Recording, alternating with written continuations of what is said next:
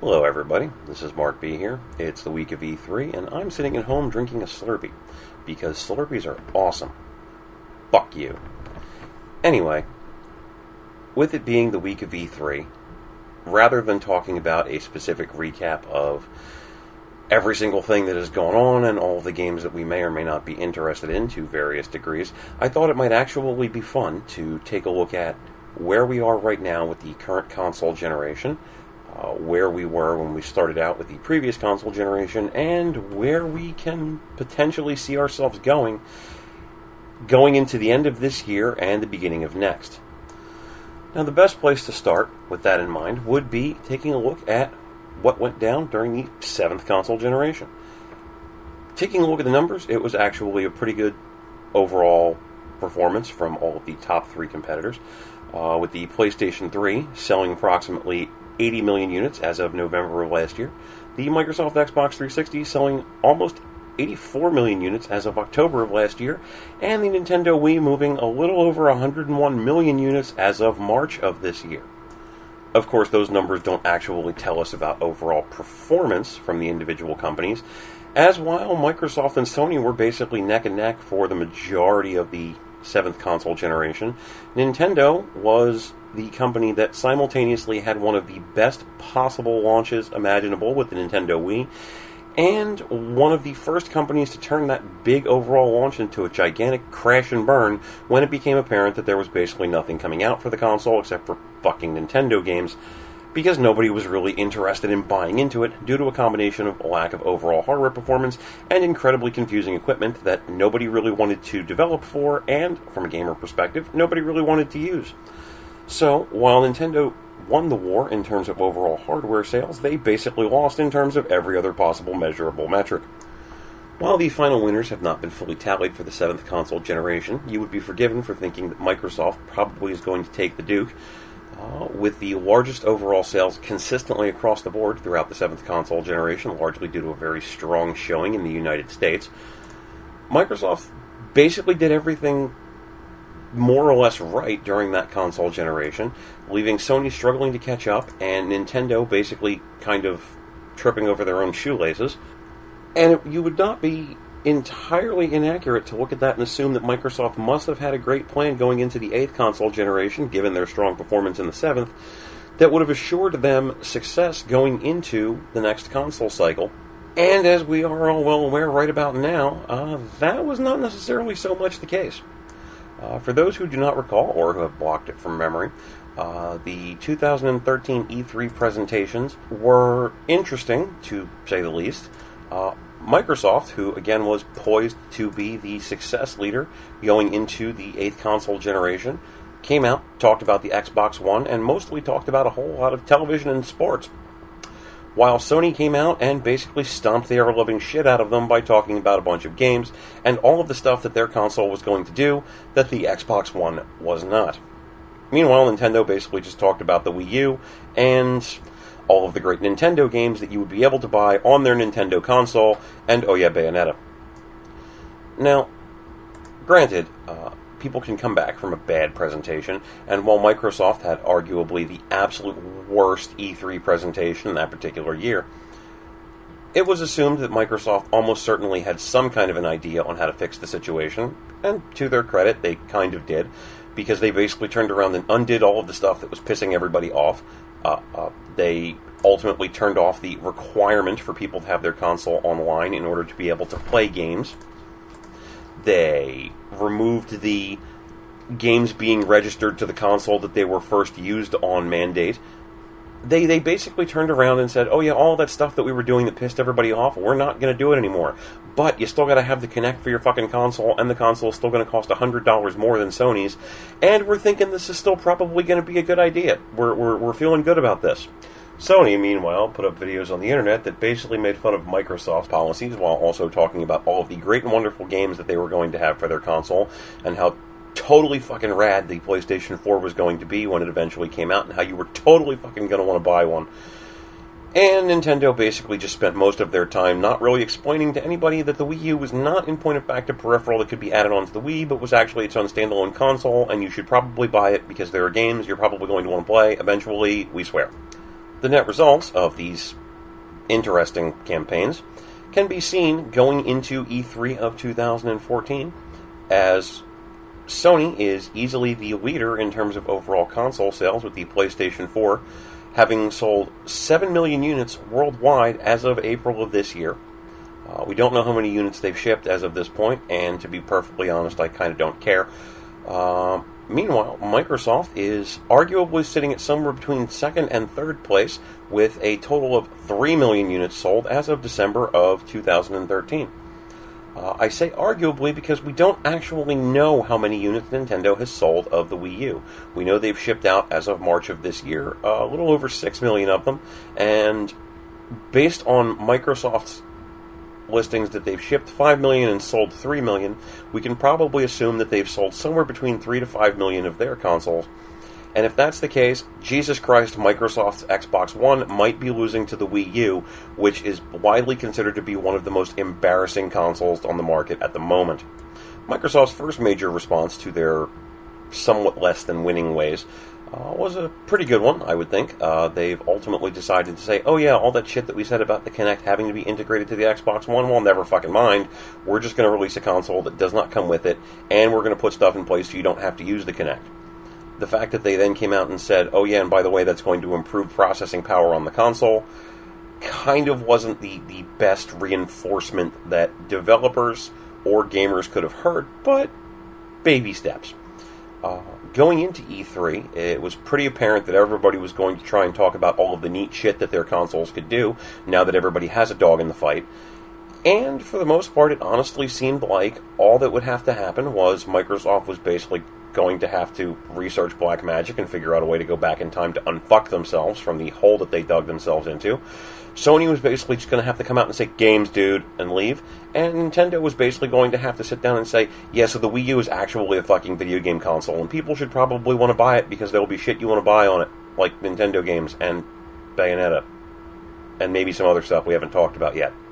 So with that in mind, let's take a look at the E3 presentations that came out this year, what the different companies have been talking about, and what's likely to be interesting and maybe help some of these companies continue their winning ways, dig themselves out of the holes they've been in, etc., so on and so forth.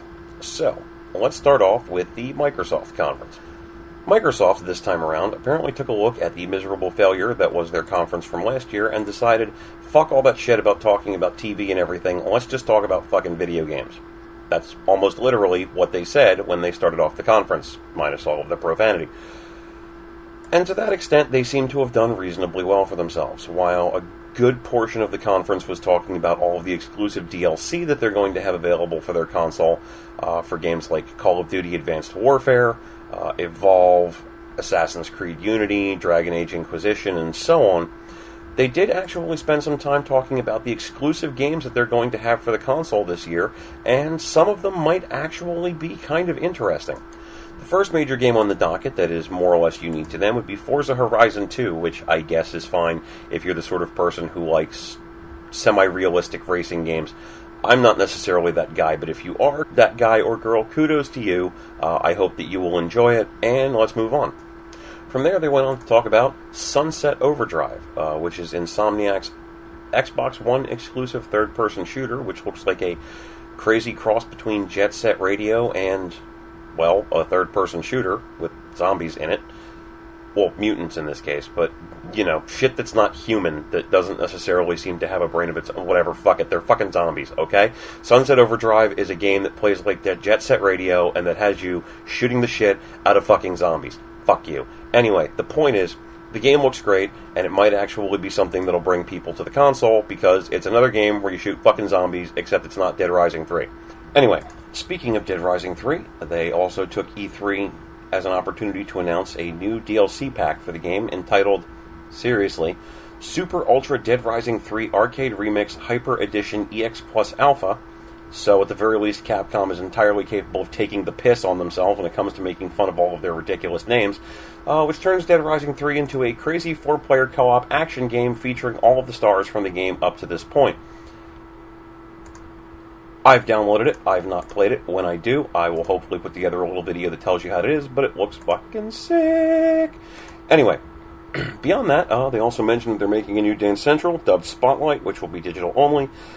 They're still working on Fable Legends, which may or may not be interesting.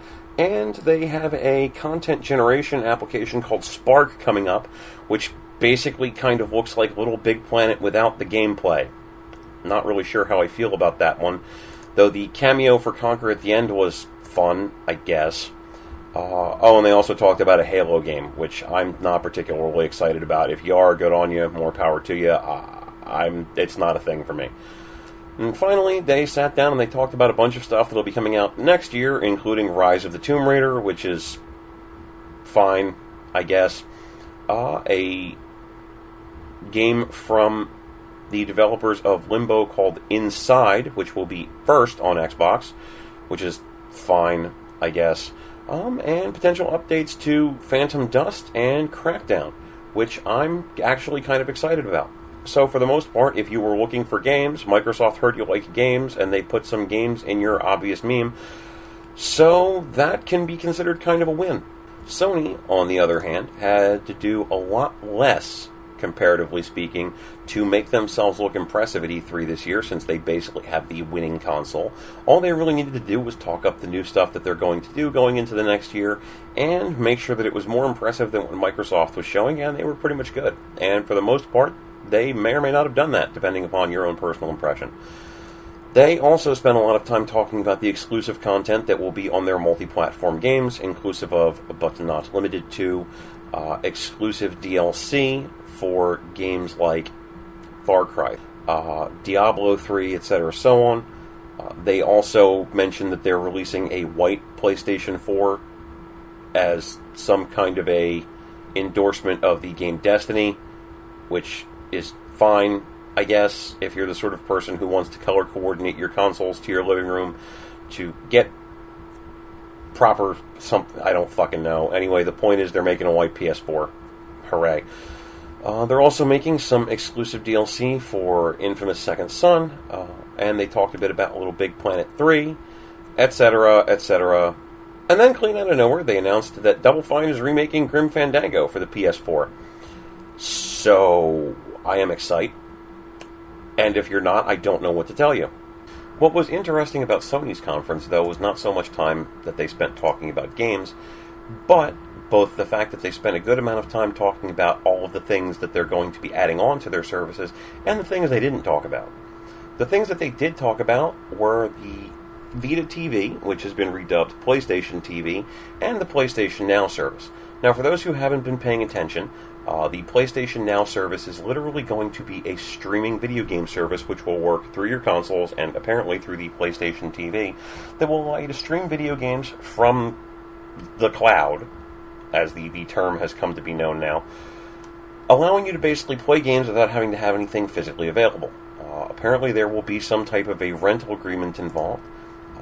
Prices are kind of spotty at the moment, but from playing around with the beta a bit on PlayStation 4, it looks like you'll be able to rent it for X specific amount of time, anywhere from a day to a month, with fees ranging probably somewhere from around about $1 to about $20. They don't have anything concrete yet, and there's no specific subscription-based service a la Netflix available.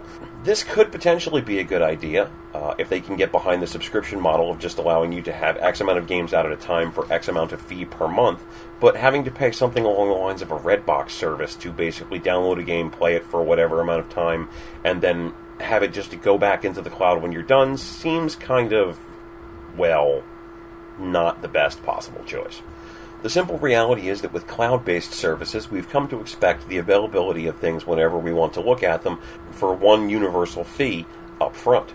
We'll look at Netflix, for example. I can pay whatever amount of dollars, $8, $9 a month, and I can just log into the site, watch whatever video I want to watch, and move on with my day, and it's not a particularly big problem.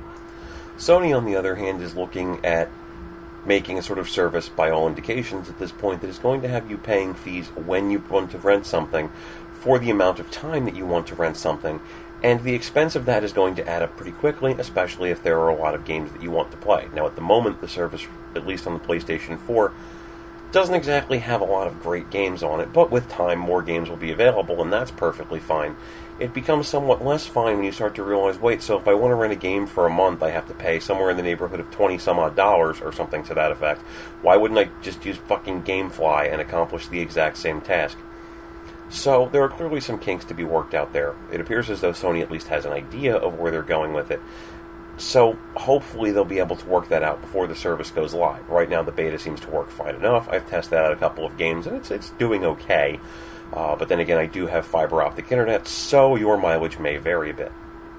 Taking a look at the PlayStation TV, on the other hand, one could conceivably say that this might be a far better idea than working with the Vita, just because it's literally the ability to have Vita games available on your television as you deem it appropriate, and according to their announcement, it's going to be for about $140. Now, I'm not necessarily thrilled about the streaming service on something that's basically about the size of a Roku when we're talking about the sheer amount of data that the console is going to have to push down, but the ability to play Vita games on my television at the very least might be particularly interesting. And, let's be perfectly honest here, the fact that it costs less than the Vita does right now, not the worst possible thing. I'm kind of okay with that. It also means that people who are interested in the Vita but don't necessarily want to drop the full amount of money involved in purchasing a Vita can acquire the ability to play Vita games without necessarily having to purchase the whole entire console that goes along with that at a reduced price. So if you do have a television and you do want to play Vita games but you don't want to buy a Vita, at least you do have an option. What was kind of problematic, on the other hand, is that for all the talk that Sony had about the PlayStation TV, the fact that it's going to be able to play Vita games and things of that nature, the one thing that they didn't actually do, and probably should have done, was spend a lot of time talking about the actual Vita itself, the games that are coming out for it, and the fact that you should probably want to fucking buy one. See, now this is the thing, and this is the problem that I had with the conference as a collective whole, and the reason why I'm not willing to give Sony the big thumbs up, you won it guys, yay, announcement that a lot of people seem to be willing to hand off to them. The PlayStation Vita basically started out, for all intents and purposes, as a really technically advanced, really well put together, gigantic fucking joke. It was humongously expensive, didn't really have a lot of games that anybody wanted to play, and by the end of its initial year of existence, really only had Persona 4 Golden as the go-to, this is the game that you have to buy for the console release, which was really kind of hurtful to its reputation all the way around, and ended up resulting in it doing such piss-poor numbers that Sony didn't want to talk about its sales results for about a literal year. But here's the thing, since that point, the console was turned around and actually started seeing a pretty strong list of releases. Danganronpa 2, Mind Zero, all are games that have either come out already or are going to be out shortly that are games people are going to want to pay a lot of money for, and that's just the tip of the iceberg. We've already got announced Persona 4 Dancing All Night, which is almost certainly going to sell to the same sort of people who are going to buy every other Persona game that's been announced at this point. Sega has Hatsune Miku titles coming out for the console. Axis has announced that they will be releasing a version of X-Blaze, which is based off of the really popular Blaze Blue franchise.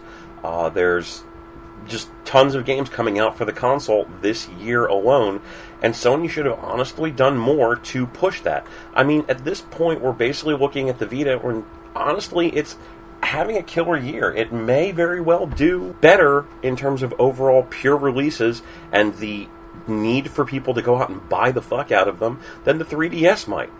That's amazing, especially after the previous year where they've released practically fucking nothing. And Sony should have done more there to say, hey, you know, you didn't buy a Vita yet. We know you didn't buy a Vita yet because we still have a shitload of the fucking things. But there's a bunch of awesome games that are out for it and a bunch more awesome games that are coming out for it. And maybe you should pay attention to that and go out and buy, I don't know, 2, 3 of the fucking things just in case you break one. It's a great system and you should be paying money for it. I mean, the PlayStation TV is a fine enough addition, and the fact that you can play the Vita games on it is great, but nobody's going to buy a streaming box and then buy games that are exclusive to that streaming box. If you can't get the Vita's sales up in some capacity or another, it's eventually going to be a dead console. The simple fact of the matter is that there should have been more of an effort to push the console, what with its integration to the PlayStation 4, the fact that it's having a killer fucking gear at this point. Sony should have put more effort into saying this is a great console and you should want to own it. And instead they pretty much just kind of said, it's there, it fucking exists, and hey, here's a set-top box that can play the games that come out for it so that you can buy for less than you would actually pay for the fucking console. Shit, that doesn't actually help us sell any more of the consoles, but oh well. And because of that, I'm not really sure what their end game is, but I'm really kind of hoping that they eventually realize sometime between now and next year that maybe they need to talk up the Vita a little bit more and alternatives to the Vita a little bit less. Which kind of brings us to Nintendo's conference. And as one would expect, it was completely fucking crazy, and spent a whole lot of time entertaining fans and not necessarily as much talking about games as they probably should have. To wit, Nintendo spent probably, I would say, 10-15 minutes doing various things with claymation characters and having Reggie Fils-Aimé and Satoru Iwata beat the shit out of each other, both with Wire Fu and with Smash Brothers characters, and that was cute and whatever, and I'm glad that they did that sort of stuff from an entertainment perspective, but it doesn't really do much for those of us who are wanting to buy their games and wondering what kind of games they are going to have for us to pay money for. Unless you really like Smash Brothers, I guess. Now, when they did sit down and actually start talking about all of the things they were going to be bringing into their games, there was definitely some good coming out of it. They mentioned that you're going to be able to play as your Miis in Super Smash Brothers for Wii U and 3DS, and they're going to have their own novel movesets that you can work with, so that will probably be kind of neat. They also mentioned there's going to be some additional gameplay modes, things of that nature. What was perhaps most interesting there was that they're going to be releasing something called an amiibo, which is basically going to be a little figurine that you can buy and hook up to your gamepad that will allow you to send data to it and then bring the figure elsewhere, and basically it's that same fucking shit that we've been seeing with the Pokemon Rumble game that they did, and all of these other Skylanders Swap Force and Disney whatever the fuck. Basically, it's another way to convince you as the player to pay additional money for figurines that you can plug into a device in some form or fashion for reasons. Now, as has been noted other places, Nintendo's not going to require this sort of thing of you, so it's certainly a better choice than a lot of the other games that absolutely require you have those sorts of figures. Fair enough. And the fact is that they're building a full standalone game behind it, so it's not just going to be a case of you're only buying this because of the figures. But, as novel as the concept seems, it does also feel as much like a bit of a cash grab as anything else. We'll see how it ends up working out, but my faith is not high. Beyond that, they did announce a lot of other games that they're working on, including a new Yoshi game and a game where you can play as Toad and things of that nature, as well as a brand new, incredibly beautiful Zelda, and more footage of the upcoming Pokemon games that they're working on, which again are all fine, and they're things that we expected Nintendo to talk about to some extent or another, because we all, if we're watching this conference, probably like Nintendo games. Now, I mean, the thing is, though, we all, to some certain extent or another, if you own a Nintendo console, like Nintendo games. And there are a lot of us out there that probably do. There are, at this point, around 43 and a third million people who own a 3DS or 2DS or some iteration of that particular console. And while we don't know how many people own a Wii U at this point, it's probably a couple million. And generally speaking, if you're going to buy one of those kind of game consoles, you probably like Nintendo games to some certain extent or another. So, Nintendo turning around and saying, here's all these Nintendo games that we're releasing is great, both with the new IPs that they're working on, like Splatoon, and the existing IPs that they're working with normal games that we would expect, like another Legend of Zelda, and games that we wouldn't expect, like a Dynasty Warriors featuring Zelda.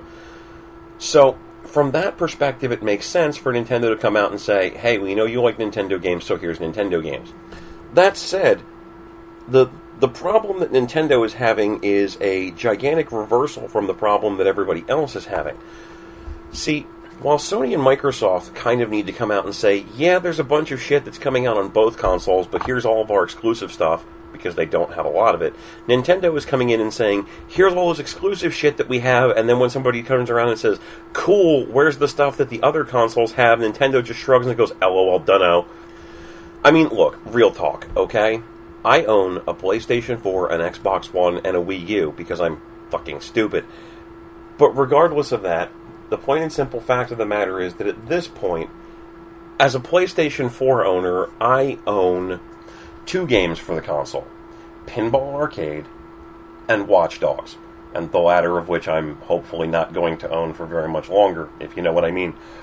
But I have played several games on the console that have been given to me through the PlayStation Plus service. And they're good. I enjoy them, and I'm glad that I've played them. For the Xbox One, I own a game, Dead Rising 3. And it was a great game, and I'm glad that I own it, and while I have reviewed a couple of other games, I no longer own them, if you know what I mean. So, the point is that I've gotten a decent amount of playtime out of both of those consoles. For the Wii U, at this point, I quite literally own a game, and that's Monster Hunter 4, a game that I purchased well into the beginning of last year. And when I say purchased, I mean received as a review copy from Capcom. But the point is that I own that game, and I like that game, and it's fine, but I haven't played a fucking game on the Wii U since that came out. And it's not that there aren't great games that are coming out for the console, it's that I don't need to own every game Nintendo makes, and I would like to see games come out from people who aren't Nintendo that take advantage of the shit that the console does.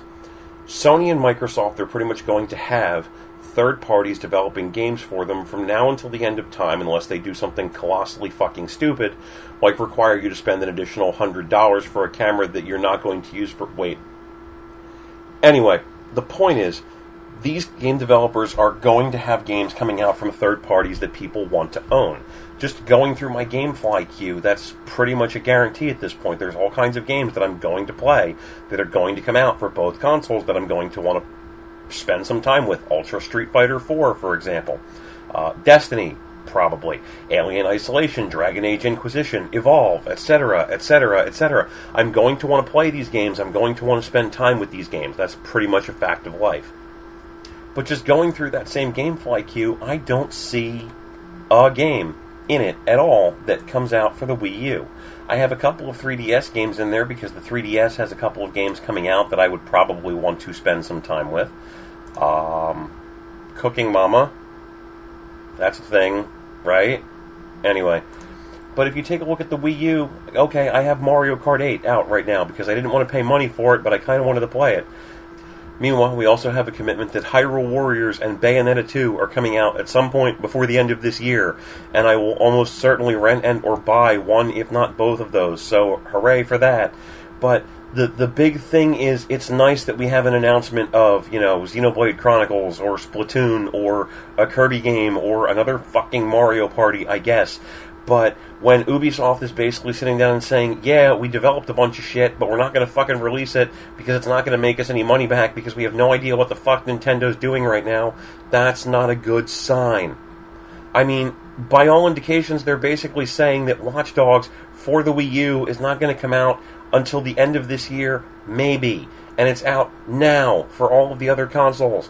And, well, the press isn't exactly the best that it could be. But by that point in time, anybody who is going to have been interested in playing the game is going to have played it.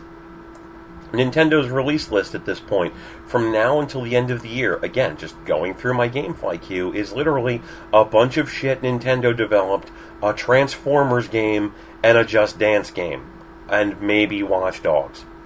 They need to do more with the Wii U than they're doing right now, because as it stands, if you're embarrassed to tell people how many that you've sold, that's not good. That's not helping anybody. I mean, the 3DS is basically kicking the shit out of it, and while that's not necessarily a thing to be ashamed of, the fact of the matter is that's not necessarily a high point either. I mean, in all honesty, the 3DS is having a pretty damn good year. They've got remakes of a Pokemon game that I don't really care about, but I imagine some people in the world do, coming out this year. They have a Smash Brothers game, they have a re-release of Theatrhythm, etc., so on. And of course, Persona Q coming out at the end of the year for like the 5 people outside of me who are listening to this who care. But the point is that the 3DS has a good, strong library of shit coming out for it this year, and the Wii U has nothing. And Nintendo, as a company, kind of sort of needs to sit down and look at that and realize this is a bad thing. Nobody wants to develop shit for our console. We can keep it alive with our own games, but at this point, our installed user base is so bad that we literally don't want to tell people the number associated with it, and all of the games that we have coming out this year are either coming out much later than they are on other consoles, are ours, or are just dance. That's a problem. So, with all of that in mind, taking a look at how everything is going, where do we think the consoles are going to be this time next year? Well, Sony has a good list of shit coming out between now and summer of next year, and while a lot of it isn't coming out this summer, most of it will probably come out just in time for the holiday season. Hooray! With that in mind, I would say that Sony is probably going to, at the bare minimum, double their overall console sales, and that's a conservative estimate, between now and this time next year.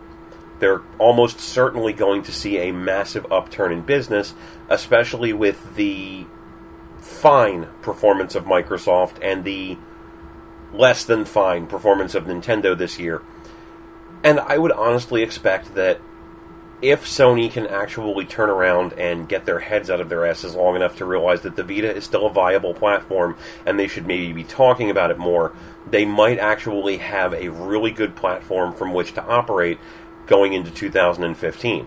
At a worst case, they'll at least have the PlayStation 4 and the massive amount of sales the PlayStation 3 has behind them to work with, but hopefully they'll be able to realize that the Vita is still a viable platform and try to do something with it. Microsoft is basically taking on the Sisyphean task of trying to forever push their fucking boulder up the hill long after they've already had it roll to the bottom on them with the Kinect. And now they're basically at the point of attempting to convince everybody, hey, our console doesn't suck, and now we've designed it so it's not going to fucking spy on you anymore, or whatever. And that's fine. They did fine. They had some games to show off, and it was fine. But they're going to need to convince a whole hell of a lot more people that not only are these games amazing, and not only should we totally want them, but we should totally want them more than the games that are coming out for Sony's console. And that's going to be a little difficult. Sunset Overdrive does look interesting, but that's a game. The rest of the games that Microsoft has right now are basically Halo and a bunch of shit that we've never heard of. And while it's nice that they were taking a long-form view of things and looking into 2015, if that's what you're basically saying, that yeah, we've got some cool shit coming out now, but we also want you to look at the shit that's coming out next year and be excited for it, well, maybe we should kind of formulate a plan that lets us get through the next 6 months without Microsoft having to massively change their mind about everything. Again, that having been said, there have been rumblings that Microsoft is considering initiating a backwards compatibility function into the Xbox One. If they can pull that off, that will forgive a lot of the stupidity that has been going on up to this point. But that's only speculation at this point, and we don't have anything concrete on it. Going by what we do have concrete information on, Microsoft will probably end up doubling their numbers, but that's not a particularly impressive feat, because that still doesn't get you to the sweet spot of 10 million installed user base that they're looking for. I would say that they're probably hit 10 million by the end of the year, both because they're going to have a lot of games coming out that people are going to be interested in, and because they finally released a console that is, price-wise, able to compete with the PlayStation 4. So they've got at least another year to really impress people and keep the third parties alongside them.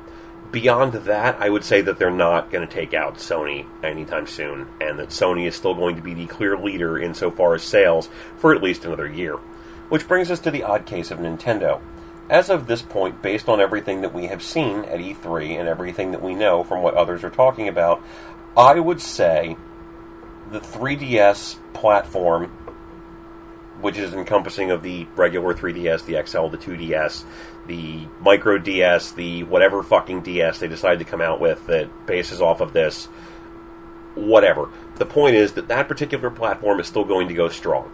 They have a Pokemon game that, while it might be a remake of a franchise that people probably weren't all that impressed about at the time, it's definitely one that's drawing a shitload of numbers right now, and that's all that really matters.